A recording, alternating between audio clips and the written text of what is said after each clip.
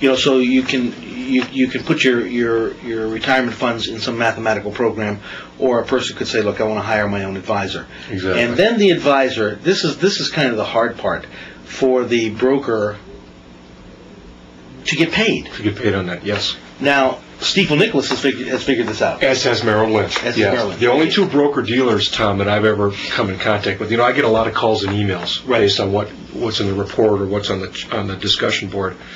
And the only two, whether it's independent or wirehouse or regional or whatever, are Stifel Nicolaus and Merrill Lynch. I know from looking over the Stifel Nicolaus documents that they have created a whole separate managed money product with this retirement plan advice.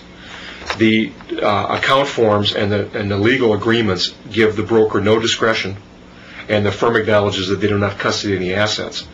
The individual client knows that they just pay for advice on a fixed menu of funds. And they do it a little differently than I've seen before, is they actually update a client in writing. It has to be in writing what you do from an asset allocation standpoint as far as making any moves. The broker gets paid. All you do is you take your statement. The client gives you like the statement for September 30, the quarterly statement they get in the mail. You take that to the headquarters or wherever, and then that's your fee basis for October, November, December quarter.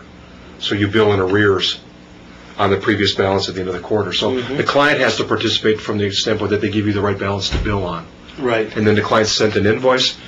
The client opens a special kind of an account at Stifel, so when the money comes in that account, let's say the invoice is $500, that then is $500 gross business for the Stifel rep. And then it's split at whatever payout level. It's perfect. It's pretty simple. I don't know why more people haven't adopted that. It's not anything different than debiting the fees. And Merrill has done kind of the same thing? I have not talked to anybody from Merrill Lynch. I would assume they do. It's a lot easier to do it the way Stifel's doing it rather than have an independent or a broker at Merrill Lynch hang out as an agent of the Registered Investment Advisory. That's got a lot more liability with it. Because the firms want to live with liability too with this type of thing. Right. And it's a lot more cleaner to do it on an RIA side. But those are the only two people that have jumped over the cliff as far as letting their guys do this now. But eventually what's going to happen is that everyone will probably get into that business. But boy, it's been really slow starting. I would have thought this is potentially one of the biggest pieces of business out there. It's the biggest pool of money in the world. It's big. It's the only other biggest pool of money is the national debt. The self-directed 401k money is the biggest pool of money in the United States. Every man, woman, and child has got a balance in some kind of a self-directed, tax-deferred retirement account. Now, how do you do it? You operate as a registered investment advisor, and you hold your license as a My stockbroker Series 7, too. I just moved it a couple months ago. Yep. Where do you have it now? I've got it at a place down in Florida, a new broker-dealer that started up in May, that I did on the advice of my compliance people. They thought that this broker-dealer was going after a very sophisticated, high-net-worth kind of a client, and they thought that my point-and-figure expertise would be a good fit for them in helping them attract clients to this broker-dealer. So I'm doing it as almost like a favor to the broker-dealer to educate the clients that come in about how we're going to be managing their portfolios, give a little bit of a management style to the broker-dealer. But you also maintain Lager Investments. Lager Company, Inc. is a registered investment advisor with the SEC. Yeah. So when you deal with the attorneys that you deal with, right? How does that actually work? What's the logistics of what happens with it? Well, I got into the attorney business, Tom, 4 years ago when I started this, because that's where a lot of my clients were. And as I got to know them and did their stock and bond business, point and figure wise, and also had a lot of accounts with Harold and Mike and John. Right. I still have a lot of accounts with them with lawyer clients. It was just a natural evolution of the relationship that I eventually got to know their 401k plans. And when the mutual fund pricing was available at Dorsey Wright, I just got a copy of their most recent statement, gathered up all the ticker symbols, put them in a portfolio, and just started managing it, learning the mutual fund tool as I looked at these portfolios. When we got into that volatility in the fall of '98 and in the fall of '99, remember those July through October swings down we had, and then the following year they'd go right back up again. I, almost like on a beta test, tried the management of that menu with 3 or 4 of my clients, and it worked great. We got them out well in advance of any declines in their large cap funds, got them out of their bond funds, put them back in the best stuff, and we had very nice growth. In some cases, added a couple $100,000 market value to these guys' portfolios on this 18 fund menu at Fidelity. Well, then in January 2000, I just went out and started talking to everybody I could get about it. And I just went on the internet, went to the law firms, got some names, got some direct dial phone numbers, and just started calling people. And said, I don't know if you've ever thought about this before, but I actually help people invest or advise them on the menu funds that are available in your 401k plan. And when I first started in early 2000, nobody wanted to talk to me because we were still in that cycle from 82 to 2000 where it had gone straight up. Yeah, everything's gone up. But after that, I opened up accounts as fast as I could make the phone calls because people were just losing money left and right. There was no bottom. I mean, you know how it was last October. Sure. You didn't know where the bottom was. That's right. So it's real easy to build these relationships with people if you approach them. Basically, Tom, you have no competition for this. Merrill Lynch isn't doing it enough, and Stiefel can't make phone calls to everybody in the United States, so there's no competition for this, other than your online advisory firms. That would be the only thing, The only thing, yeah. The financial engines, and what are some of the ones out there? Well, several of them have had to merge lately. Empower is one. Right. And then there was one, 401k Cafe.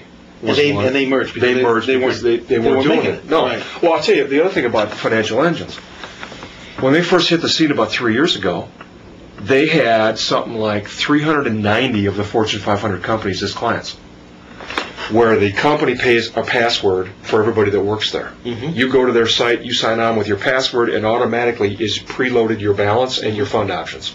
And then you fill out your questionnaire like you do online with everybody else, and then they say, okay, they spit out the pie chart.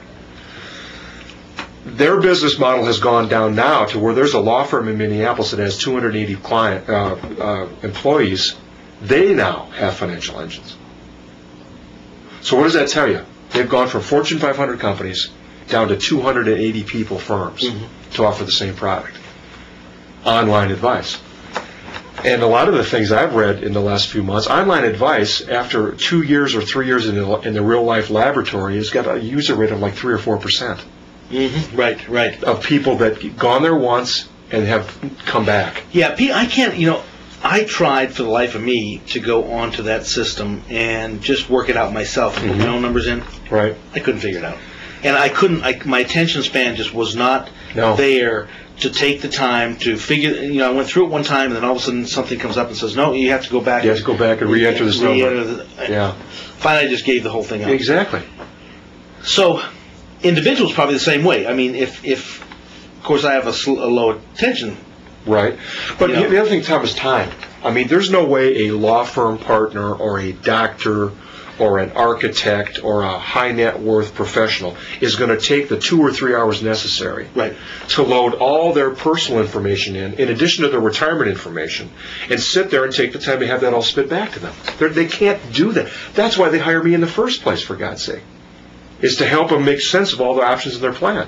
You could even have a business that just did all of the legwork. Oh, you'd make a just fortune. To do financial engines. Say, okay, you can pay me a fee, and I'll figure out how you can enter all this stuff in here. Exactly. And make it work without even giving them any advice. I had that in my mind about a year ago, but I at this one firm it's about the 4th largest firm in Minneapolis, St. Paul, as far as number of lawyers. But I've had such success with other groups that don't even have that I haven't even been able to go back to that yet. But you're right. You could basically be hired to help them run financial engines. Right. On their 401k plan. Exactly. Absolutely.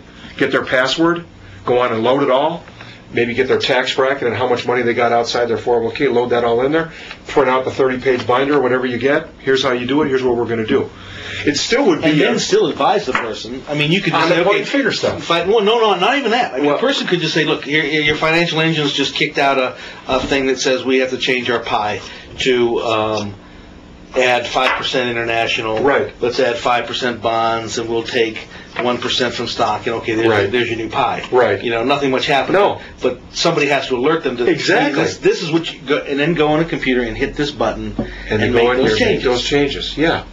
This is a guy that I've had meetings with guys 7:30, 8 o'clock in the morning. They got 37 emails in their email box from clients or law briefs or these guys don't have time for that kind of stuff. Well, it's like Dave Winder, a good friend of mine that we did a video of here. Yep. He was telling me, we tried to guide. Well, it's one of your clients. Yeah, sure. Yeah. And he said we try to guide our guys. We're basic construction people. Yeah. And he says we sit down and try to explain to the guy what he needs to do and how he needs to set up. And the guy's just looking at him saying, I could be drinking a beer right now. That's right. Yeah, I could be on my way home. Yeah, exactly. Yeah. This. It's just they can't do it.